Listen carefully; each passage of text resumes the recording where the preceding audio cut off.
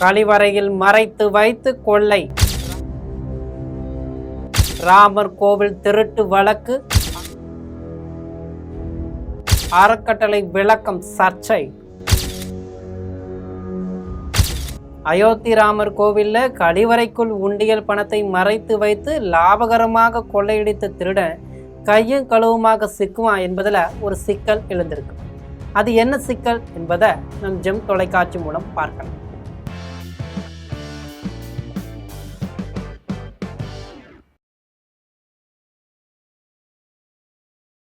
அயோத்தி ராமர் கோவில் என்பது இந்தியாவின் மிகவும் பழமையான மத அரசியல் சர்ச்சைகளில் ஒன்றின் மையமாக இருந்து வந்தது. 1850 காலத்திலிருந்து இந்து முஸ்லிம் குழுக்கள் இடையே இப்பகுதி உரிமை குறித்து மோதல்கள் தொடங்கின.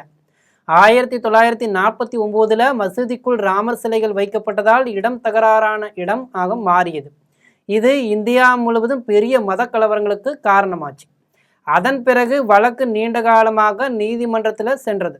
பின்னர் இந்திய உச்சநீதிமன்றம் 2019 தீர்ப்பு வழங்கியது. அந்த இடம் ராமர் கோவில் கட்டுவதற்காக அரசுக்கு வழங்கப்பட்டது. அதன் பின்பு அயோத்தியில் புதிய பிரம்மாண்ட ராமர் கோவில் கட்டப்பட்டு திறக்கப்பட்டும் இருக்கிறது. தற்போது அயோத்தி ராமர் கோயிலில் நடந்த திருட்டு இப்போது பெரிதாக வெடித்திருக்கு. இது தொடர்பாக 8 பேர் கைது செய்யப்பட்டிருக்கக்கூடிய நிலையில விசாரணை தீவிரமாக நடந்து வருது. இதற்கிடையே தகவல் அறியும் உரிமை சட்டத்தில் ராமர் கோயில் தொடர்பான தகவல்களை கேட்க முடியாது என மத்திய அரசு அளித்துள்ள விளக்கம் பேசுபொருளா மாறியிருக்கு. ராமர் கோயில் உண்டியல் தொடர்பாக நடந்த மிகப்பெரிய முறைகேடு இப்போதுதான் வெளிச்சத்திற்கு வந்திருக்கு.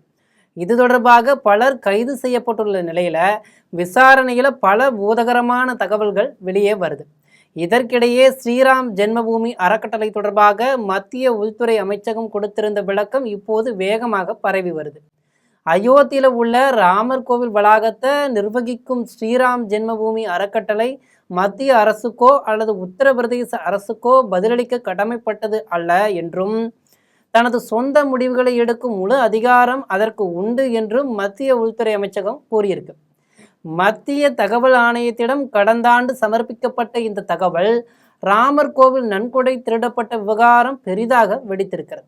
ஸ்ரீராம் ஜென்மபூமி தீர்த்த ஜெயசித்ர அறக்கட்டளை என்பது ஒரு முழுமையான சுதந்திரமான அமைப்பு என்று குறிப்பிட்டிருக்கு.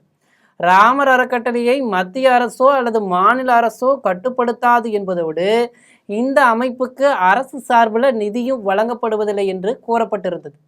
கடந்த 2019 நவம்பர் மாதம் உச்சநீதிமன்றம் அளித்த தீர்ப்பின் உத்தரவுக்கு இணங்க மட்டுமே இந்த அறக்கட்டளை உருவாக்கப்பட்டது என்றும் இதில் மத்திய அரசின் பங்கு வெறும் வழிகாட்டுதலாக மட்டுமே இருப்பதாகவும் மத்திய அமைச்சகம் தெரிவித்திருந்தது.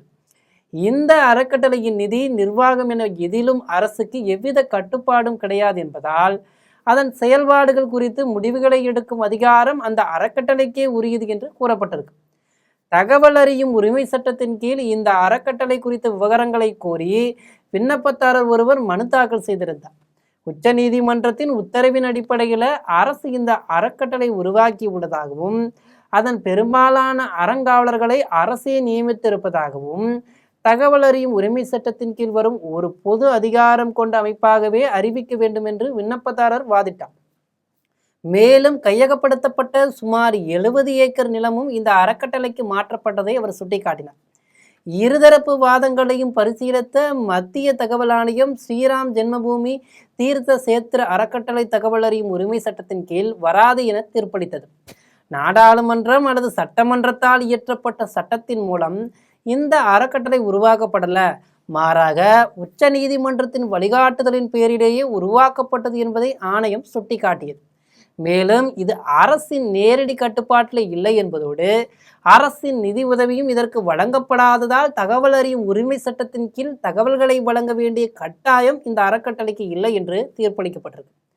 இந்த விளக்கம் ஓராண்டு ஆகிவிட்டது என்றாலும் கூட இப்போது ராமர் கோயில் உண்டியல்ல பணம் திருடப்பட்ட விவகாரம் போதகரமாக வெடித்தில் இருக்கக்கூடிய இந்த நிலையில இது இப்போது பேசுபொருளாகி இருக்கு.